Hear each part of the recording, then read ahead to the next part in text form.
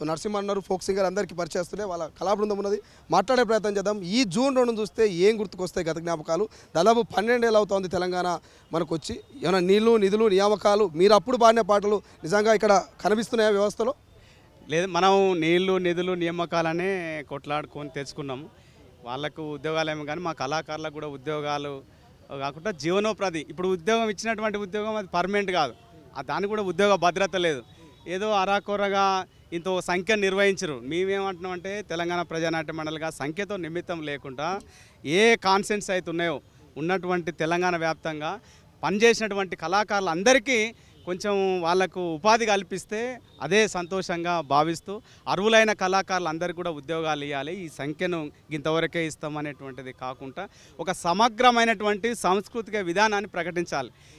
మన కళాకారులకు సంబంధించిన సంక్షేమ బోర్డును ఇప్పుడు 100 రోజుల పథకం అని పెట్టినారు. కళాకారులకు పని లేక ఈ 2వ తారీఖు నాడు సార్ మాకొక టీం అని సాంస్కృతిక శాఖ దగ్గర ఉన్నారు కళాకారులు. అట్లా కాదు, మాకు కూడా 200 రోజులు 300 రోజులు మాకు పని కల్పిస్తే ఆ కళాకారులు నిరుద్యోగ కళాకారులు ఎంతమంది అయితే ఉన్నారో వాళ్ళందరికీ కూడా ఉపాధి కనిపిస్తుంది. కాబట్టి మా ప్రజానాట్య మండలిగా కళాకారులకు గ్రామీణ ఉపాధి హామీ పథకం ఎట్లయితుందో కళాకారులకు కూడా ఒక ఉపాధి పథకాన్ని పెట్టేసి ఒక ఏమంటారు విధానాన్ని ప్రకటించాలనేటువంటి దాంతో ఉన్నాం. కళాకారులకు ఇప్పుడు ఇస్తున్న పెన్షన్ కూడా పెంచాలి.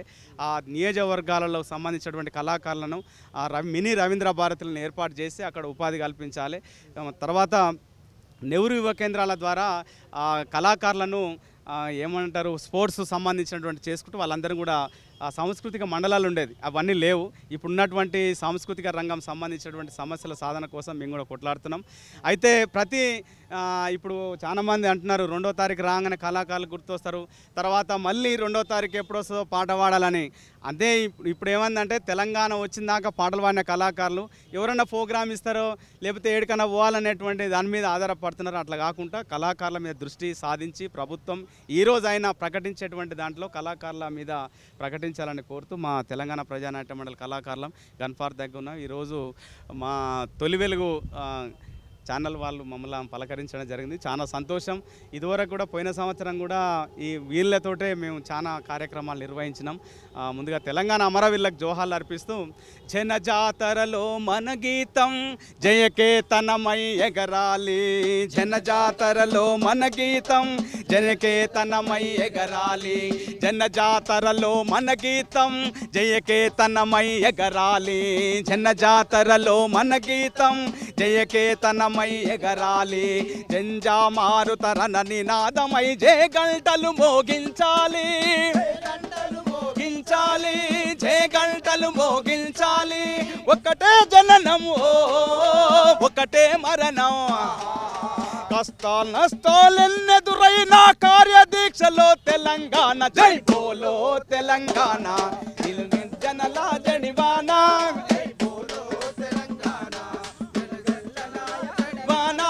జై బోలో తెలంగాణ నిలువెల్ల గాయాల వీణా, జై బోలో తెలంగాణ నిలువెల్ల గాయాల వీణా, బోలో రే తెలంగాణ జై బోలో రే, జై బోలో రే, అరే బోలో రే తెలంగాణ జై బోలో రే,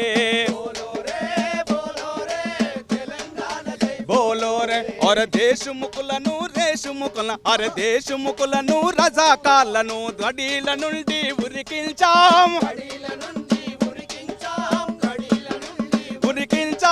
రజాకార్లను తరిమి కొట్టి నైజాముక గోరి కట్టేశాం,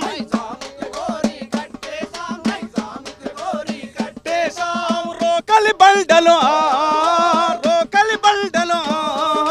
రోషం గుండెలా బిగిసిన పిడికిల్లో వడిసెలరాళ్ళు, వేలకు వేల బలిదానాలు వీరులు చూపిన దారుల్లో జై బోలో తెలంగాణ గర్జనల జడివానా, జై బోలో తెలంగాణ, జై బోలో తెలంగాణ నిలువెల్ల గాయాల వీణా, తెలంగాణ జై బోలో రే, తెలంగాణ జై బోలో రే, అరే బోలో రే